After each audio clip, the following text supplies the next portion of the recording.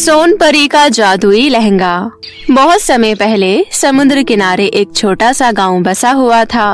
उस गांव में नंदिनी अपनी बीमार बूढ़ी माँ के साथ एक टूटी फूटी झोपड़ी में रहती थी। घर का गुजारा चलाने के लिए नंदिनी नदी से मछलियाँ पकड़कर बाजार में बेचा करती थी। एक दिन की बात है, नंदिनी को नदी किनारे बैठे काफी देर हो गई, लेकिन एक भी मछली उसके जाल में नहीं फंसी। ये देख नंदिनी चिंता में पड़ गई। हे भगवान, आज तो एक भी मछली जाल में नहीं फंसी। अब मैं क्या करूं? आज क्या भूखे पेट ही सोना पड़ेगा। माँ ने भी सुबह से कुछ नहीं खाया। ये कहते हुए नंदिनी उदास हो गई। तभी अचानक उसके जाल में कुछ हलचल हुई। लगता है भगवान ने मेरी सुन ली। आखिर मेरे जाल में मछली फंस ही गई। फिर जैसे ही नंदिनी ने जाल को बाहर खींचा तो उसने देखा जाल में केवल 2-3 मछलियाँ ही फंसी थी। अरे ये क्या? मेरे जाल में तो सिर्फ 2-3 मछलियाँ ही फंसी हैं। इतनी कम मछलियों को बाजार में बेचकर क्या ही करूँगी। ऐसा करती हूँ, इन्हें घर ले जाती हूँ। इन मछलियों को पकाकर माँ को खिलाऊंगी। तभी आसमान से गुजर रही रानी सोन परी ने उसकी बातें सुन ली। लगता है ये लड़की बहुत परेशान है। मुझे इसकी मदद करनी चाहिए, लेकिन उससे पहले मुझे इसकी परीक्षा लेनी होगी, क्योंकि हमारे परिलोक का नियम है कि हम केवल उसी की मदद करते हैं जो नेक और दयालु हो। ये कहते हुए सोन परी एक बूढ़ी औरत का वेश बदलकर नंदिनी के पास गई और बोली, बेटी, क्या तुम मेरी मदद कर सकती हो? कैसी मदद अम्मा? दरअसल मेरी बीमार बच्ची ने सुबह से कुछ नहीं खाया। क्या तुम मुझे कुछ पैसे दे सकती हो? अम्मा, मेरे पास पैसे तो नहीं हैं, पर मेरे पास ये 3 मछलियाँ हैं। आप इन मछलियों को ले जाओ और पकाकर अपनी बेटी को खिला देना। वो बिल्कुल स्वस्थ हो जाएगी। ये कहते हुए नंदिनी तीनों मछलियाँ बूढ़ी अम्मा को देकर वहाँ से जाने लगी। ये देख खुश होते हुए बूढ़ी अम्मा बोली, रुको नंदिनी, कहाँ जा रही हो? ये कहते हुए बूढ़ी औरत सोन परी में बदल गई। नंदिनी, मैं तो तुम्हारी परीक्षा ले रही थी। सच में तुम बहुत ही नेक और दयालु हो। तुम मेरी परीक्षा में सफल रही, इसलिए मैं तुम्हें एक जादुई लहंगा दे रही हूँ। जादुई लहंगे से तुम्हारी सारी परेशानियाँ दूर हो जाएंगी। ये लो, इसे तुम अपने पास रख लो। इतना कहकर सोन परी वहाँ से अदृश्य हो गई। नंदिनी खुशी खुशी वो जादुई लहंगा लेकर घर लौट आई और माँ को सारी बात बताते हुए बोली, माँ, ये लहंगा तो बहुत ही सुंदर है। मुझसे तो रहा नहीं जा रहा। मैं इस लहंगे को एक बार पहन कर देखती हूँ। ये कहते हुए नंदिनी ने जैसे ही वो जादुई लहंगा पहना, वो एक सुंदर परी के रूप में बदल गई और साथ ही नंदिनी के हाथों में जादुई छड़ी भी प्रकट हो गई। ये चमत्कार देख नंदिनी के आश्चर्य का ठिकाना नहीं रहा। अरे ये क्या? मैं तो परी बन गई। माँ देखो ना, मेरे पास परियों की तरह सुंदर सुंदर पंख भी आ गए। अब मैं भी आसमान में परियों की तरह उड़ सकूंगी। हाँ बिटिया, तुम बिल्कुल परी लग रही हो। ये सब इस जादुई लहंगे का कमाल है। हाँ माँ, जादुई लहंगे ने तो मुझे परी बना दिया, लेकिन इस लहंगे का इस्तेमाल करना कैसे है, ये तो सोन परी ने मुझे बताया ही नहीं। नंदिनी के इतना कहते ही जादुई लहंगे में से आवाज आई, भोली भाली नंदिनी, तुम मुझसे जो भी मांगोगी तुम्हारे सामने वो चीज प्रकट हो जाएगा। बताओ तुम्हारी क्या इच्छा है? माँ, और मैंने सुबह से कुछ नहीं खाया। क्या तुम हमें स्वादिष्ट भोजन करा सकती हो? हाँ हाँ, क्यों नहीं। ये लो, तुम्हारी ये इच्छा मैं अभी पूरी करती हूँ। इतना कहते ही स्वादिष्ट व्यंजनों से भरी थाली प्रकट हो गई। ये देख नंदिनी खुशी से झूम उठी। अरे ये तो सच में चमत्कार हो गया। तुम्हारा धन्यवाद जादुई लहंगा। उसके बाद नंदिनी ने अपनी माँ के साथ पेट भर खाना खाया। खाना खाने के बाद नंदिनी माँ से बोली, माँ, आज पहली बार हमें इतना स्वादिष्ट खाना खाने को मिला है। हाँ बिटिया, खाना सच में बहुत स्वादिष्ट था। सच में हमें सोन परी का धन्यवाद करना चाहिए, जिसने तुम्हें ये जादुई लहंगा दिया। तुमने सही कहा माँ। अब देखना, हमारी सारी परेशानी दूर हो जाएगी। हमें अब भूखा नहीं सोना पड़ेगा। अरे मैं तो कहती हूँ, तुम जादुई लहंगे से गरीब और परेशान लोगों की मदद भी करो। हमारी तरह ना जाने कितने ही लोग गरीबी से गुजर रहे हैं, जिनके पास ना रहने के लिए घर है, ना खाने के लिए खाना और ना ही पहनने के लिए कपड़े। तुम उनकी मदद करना बेटी।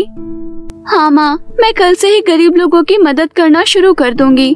चलो, बहुत रात हो गई है, अब सो जाते हैं। फिर अगली सुबह होते ही नंदिनी जब जादुई लहंगा पहनकर घर से बाहर निकली तो उसे परी के रूप में देखकर आस पड़ोस में रहने वाले लोगों की आंखें खुली की खुली रह गई। और फिर वो नंदिनी से बोले, अरे ये सब क्या है नंदिनी, तुम परी कैसे बन गई? सच में नंदिनी, तुम तो परीलोक में रहने वाली परी लग रही हो। आखिर ये सब कैसे हुआ, बताओ हमें। ये सब सोनपरी के दिए हुए जादुई लहंगे का कमाल है। इस लहंगे की वजह से मैं परी बनी हूँ। अब मैं गांव के सभी लोगों की मदद कर सकती हूँ। अगर आपको किसी चीज की परेशानी है तो मुझे बताओ, मैं जादुई लहंगे की मदद से मिनटों में सारी परेशानियाँ आप लोगों की दूर कर दूंगी। नंदिनी की बात सुन सभी गांव वाले बहुत खुश हो गए। तभी उनमें से एक औरत बोली, नंदिनी बिटिया, मेरी बेटी की 1 हफ्ते बाद शादी है, लेकिन मेरे पास शादी का जोड़ा और गहने खरीदने के लिए बिल्कुल भी पैसे नहीं हैं।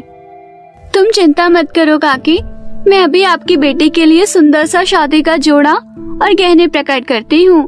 साथ ही मैं तुम्हें पैसे भी देती हूँ ताकि शादी में किसी प्रकार की कोई बाधा ना आए।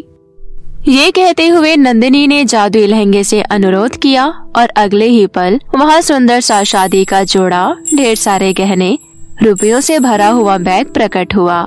ये देख बाकी लोग भी एक एक कर नंदिनी से अपनी परेशानी बताने लगे। जादुई लहंगे की मदद से नंदिनी ने सभी गांव वालों की परेशानी दूर की। फिर गांव वाले नंदिनी का शुक्रिया अदा कर खुशी खुशी अपने घर लौट गए। इस तरह नंदिनी रोज गरीब और जरूरतमंद लोगों की मदद करने लगी। धीरे धीरे ये बात आसपास के इलाकों में फैल गई। अब दूर दूर से परेशान लोग नंदिनी से मदद मांगने आने लगे। तभी ये खबर जंगल में रहने वाली मोना नाम की दुष्ट जादूगरनी को पता चली, तो वो मुस्कुराते हुए बोली, सोनपरी का जादुई लहंगा, उस लहंगे को तो मैं आज उस लड़के से छीन लूंगी। उसके बाद जादूगरनी मोना नंदिनी के पास गई और बोली, सुनो लड़की, तुम्हारे पास जो जादुई लहंगा है उसे मुझे दे दो। पर वो तो मुझे रानी सोनपरी ने दिया है। हाँ, लेकिन रानी सोनपरी ने ही मुझे यहाँ भेजा है तुमसे जादुई लहंगा लेने के लिए, क्योंकि उन्होंने ये लहंगा तुम्हें कुछ ही दिन के लिए दिया था। चलो, अब जल्दी से जादुई लहंगा मुझे दे दो। मुझे परीलोक जाने में देरी हो रही है, वरना सोनपरी नाराज हो जाएंगी। नंदिनी बहुत ही भोली भाली थी, इसलिए वो दुष्ट जादूगरनी मोना की बातों में आकर उसे वो जादुई लहंगा दे दिया। जादुई लहंगा हाथ में लेते ही जादूगरनी मोना मन ही मन खुश होते हुए बोली, अब मैं जादुई लहंगे के जरिए परी के रूप में बदल जाऊंगी। फिर परीलोक पहुंचकर परीलोक को अपने कब्जे में कर लूंगी। उसके बाद पूरी दुनिया को मैं अपना गुलाम बना लूंगी। फिर अपनी गुफा में जाकर जादूगरनी मोना ने वो जादुई लहंगा पहन लिया, लेकिन लहंगे को पहनते ही जादूगरनी मोना को बहुत तेज बिजली के झटके लगने लगे। अरे ये क्या हो रहा है? कोई मुझे बचाओ! हाय, मर गई रे! जादुई लहंगा पहनते ही मुझे बिजली के झटके क्यों लग रहे हैं? कोई मुझे बचाओ, मैं मरना नहीं चाहती। ये कहते हुए जादूगरनी मोना दर्द से तड़पती हुई जमीन पर गिर पड़ी। तभी वो जादुई लहंगा उसके शरीर से अलग होकर जोर जोर से हंसने लगी। लालची और दुष्ट जादूगरनी हमारा इस्तेमाल सिर्फ वही कर सकते हैं जो नेक और दयालु हो, तो जैसी कपटी नहीं। इसलिए दोबारा मुझे पहनने की हिम्मत मत करना, नहीं तो अगली बार तुम्हें बचने का मौका भी नहीं मिलेगा। इतना कहकर जादुई लहंगा हवा में उड़ती हुई वापस नंदिनी के घर जा पहुंची। जादुई लहंगे को वापस देख नंदिनी हैरानी से बोली, अरे ये तो वही जादुई लहंगा है जो कुछ देर पहले परी मुझसे वापस ले गई थी, लेकिन ये वापस यहाँ कैसे? तभी जादुई लहंगे में से आवाज आई, नंदिनी, मैं परीलोक गई ही नहीं थी, बल्कि वो दुष्ट जादूगरनी तुम्हें झूठ बोलकर मुझे यहाँ से ले गई थी, लेकिन मैंने उस जादूगरनी को ऐसा सबक सिखाया है कि वो कभी दोबारा यहाँ आने की हिम्मत नहीं करेगी। नंदिनी जादुई लहंगे को फिर से पाकर बहुत खुश हुई। इस तरह सब कुछ ठीक हो गया और नंदिनी फिर से जादुई लहंगे की मदद से गरीब परेशान लोगों की मदद कर हंसी खुशी अपना जीवन जीने लगी। एक गांव में सुहाना और प्रिया नाम की दो सहेलियां रहती थी। सुहाना के पिता राजू एक फैक्ट्री में काम किया करते थे और सुहाना की माँ प्रिया के घर पर झाड़ू पोछे का काम किया करती थी। उनका परिवार गरीब जरूर था, लेकिन सुहाना का परिवार अपने छोटे से आशियाने में बहुत खुश था। वहीं दूसरी ओर प्रिया की माँ एक फैशन डिजाइनर थी और उसके पिता एक बहुत बड़े बिजनेसमैन थे। काम के सिलसिले में प्रिया के पिता अक्सर विदेश में ही रहा करते थे। अपने घर वापस आते समय वो अपनी बेटी के लिए विदेश से खिलौने लाया करते थे और प्रिया की माँ हमेशा प्रिया के लिए डिजाइनर कपड़े बनाया करती थी। प्रिया को अपने पैसे और चीजों पर घमंड होने लगा था। वो अपने डिजाइनर कपड़े अपनी सहेलियों को दिखाती थी और खिलौने अपने स्कूल में ले जाकर सभी दोस्तों को दिखाया करती थी। वो सब देखकर उसके दोस्त मन ही मन प्रिया को बहुत कोसते थे। पापा, मेरा जन्मदिन आ रहा है, आप मुझे क्या गिफ्ट दोगे? क्या चाहिए मेरी बिटिया को? मुझे एक सुंदर सा डॉल हाउस चाहिए पापा। ठीक है स्वीटहार्ट, मैं अपनी प्रिंसेस के लिए एक डॉल हाउस ले आऊंगा। प्रिया और सुहाना का जन्मदिन इत्तेफाक से एक ही दिन आता था। एक दिन सुहाना ने बहुत सुंदर ड्रेस पहनी हुई थी। उसे देख प्रिया कहती है, ये तो मेरी वो ड्रेस है जिसे मैंने रिटायर कर दिया था। ये फ्रॉक मुझे मेरी माँ ने दी है। हाँ, काकी को मेरी माँ ने ही दी होगी और उन्होंने तुम्हें दे दी। हम अमीरों के कपड़े तुम गरीबों पर कितने सुंदर लगते हैं। तुम्हारा भी बर्थडे मेरे बर्थडे वाले दिन ही है ना। ये लो, ये ड्रेस रख लो। मेरे पास बहुत सारी ड्रेसेस हैं, एक तुम रख लो। वैसे भी अपने जन्मदिन पर फटे वो पुराने कपड़े कौन पहनता है। तुम बहुत घमंडी हो प्रिया, मुझे नहीं चाहिए। तुम्हारी सुंदर ड्रेस तुम संभाल कर रखो। लगता है नए कपड़े तुम गरीबों के रास नहीं आते। जब ये ड्रेस पुरानी हो जाएगी ना तो याद रखना, ये ड्रेस तुम जरूर पहनोगी। उसके बाद सुहाना अपने घर चली जाती है। सुहाना के पिता सुहाना से कहते हैं, मेरी गुड़िया रानी का जन्मदिन आ रहा है, क्या चाहिए मेरी गुड़िया रानी को? पिताजी, मेरे स्कूल का बस्ता फट चुका है, मुझे नया बैग चाहिए। ठीक है गुड़िया रानी, ला दूंगा।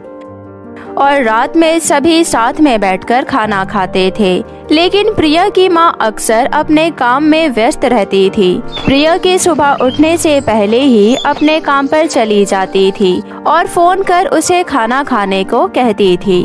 रात को भी प्रिया के माता पिता देरी से घर आते थे और सभी अपना खाना बाहर से खाकर आते थे। प्रिया और सुहाना के जन्मदिन का दिन भी आ गया। जब सुहाना सुबह उठती है तो उसके माता पिता उसे जन्मदिन की बधाई देते हैं। उसके बाद सुहाना की माँ उसे अपने हाथों से नहलाती है और दही शक्कर खिलाकर उसका मुंह मीठा करती है।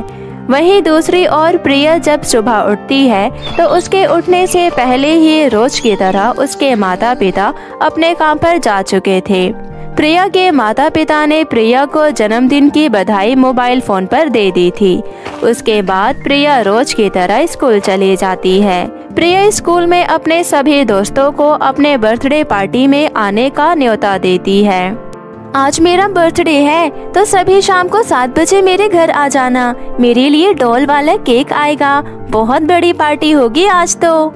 सुहाना प्रिया की बातों को सुन रही थी। सभी प्रिया के बर्थडे पार्टी में जाने के लिए उत्सुक थे, इसलिए सुहाना अपने जन्मदिन की खबर अपने दोस्तों को नहीं देती और अपने घर आ जाती है। शाम को प्रिया के पूरे घर को सजाया गया, पार्टी का सारा इंतजाम किया गया और वहीं दूसरी ओर सुहाना की माँ ने सुहाना के लिए अपने हाथों से खीर बनाई थी। उनके पास ज्यादा पैसे नहीं थे, इसलिए सुहाना की माँ अपने हाथों से ही सुहाना के लिए घर में ही एक छोटा सा केक बनाती है।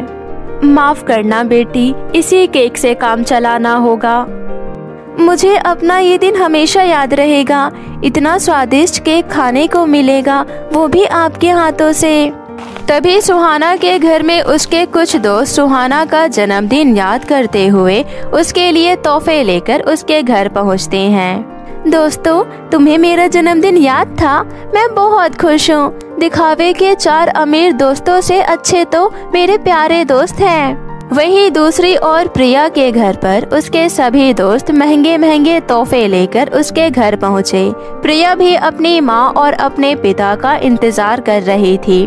तभी एक काम करने वाली महिला प्रिया को एक ड्रेस देते हुए कहती है, प्रिया बेटी, इसे पहन लो। ये मेम साहब ने दी है, उन्हें आने में देरी हो जाएगी। प्रिया वो ड्रेस पहनकर अपने दोस्तों के पास पहुंचती है। दोस्तों, बस कुछ देर और फिर मेरी माँ और पापा भी आते ही होंगे। उनके आते ही हम केक काटेंगे। इतने में ही प्रिया का फोन बजता है। प्रिया फौरन फोन उठाती है। उसकी माँ उससे कहती है, बेटी, मैं जरा काम में फंसी हुई हूँ और पापा को भी अर्जेंटली मीटिंग के लिए इंग्लैंड जाना पड़ा। I am so sorry princess. Sweet heart, तुम अपने दोस्तों के साथ केक काट लो, मम्मा भी थोड़ी देर में आ जाएगी। प्रिया गुस्से से फोन काट देती है और अपने सभी दोस्तों को वहां से जाने के लिए कह देती है और अपने कमरे में बैठकर रोने लगती है। वहां दूसरी ओर सुहाना को प्रिया का ख्याल आता है। माँ, आज तो प्रिया का भी जन्मदिन है, लेकिन मैं अभी तक उसे बधाई देकर नहीं आई हूँ। ऐसा करते हैं बेटी, पहले हम मेम साहब के बंगले पर जाकर प्रिया बेटी को जन्मदिन की बधाई दे आते हैं। उसके बाद आराम से तुम्हारे दोस्तों के साथ मिलकर केक काटेंगे। हाँ हाँ, तब तक मैं इन बच्चों के साथ मिलकर घर सजाने के लिए थोड़े से गुब्बारे में हवा भर लेता हूँ। इसके बाद सुहाना और उसकी माँ प्रिया के घर पहुँचते हैं, लेकिन वो देखते हैं कि पूरा घर सजाया हुआ है और केक भी अपनी जगह पर रखा हुआ है। जब सुहाना प्रिया के कमरे में देखती है तो प्रिया आराम से बैठकर रो रही थी। जन्मदिन की बधाई हो प्रिया, लेकिन तुम आज के दिन रो क्यों रही हो? हाँ बेटी, क्या हुआ, रो क्यों रही हो? सुहाना, तुम्हारा परिवार कितना अच्छा है। तुम्हारी किस्मत कितनी अच्छी है कि तुम्हें हर समय तुम्हारे परिवार का साथ मिलता है। लेकिन मेरे बर्थडे वाले दिन भी मेरे माता पिता को काम से फुर्सत नहीं है। अरे पगली, उदास क्यों होती है? चलो मेरे घर, तुम और सुहाना साथ मिलकर केक काटना। ये सुनकर प्रिया के चेहरे पर मुस्कान आ जाती है। जिस घर को प्रिया हमेशा से ही झोपड़ी कहकर बुलाती रही और उस झोपड़ी में रहने वाले लोगों का मजाक उड़ाती रही, आज उसे असली खुशी उसी झोपड़ी में मिल रही थी। प्रिया और सुहाना मिलकर आशा का बनाया हुआ केक काटते हैं और साथ में मिलकर खीर पूरी खाते हैं। उस दिन के बाद से प्रिया और सुहाना अच्छे दोस्त बन जाते हैं। प्रिया भी अपने नए नए सामान को सुहाना से मिल बांटकर इस्तेमाल करती थी।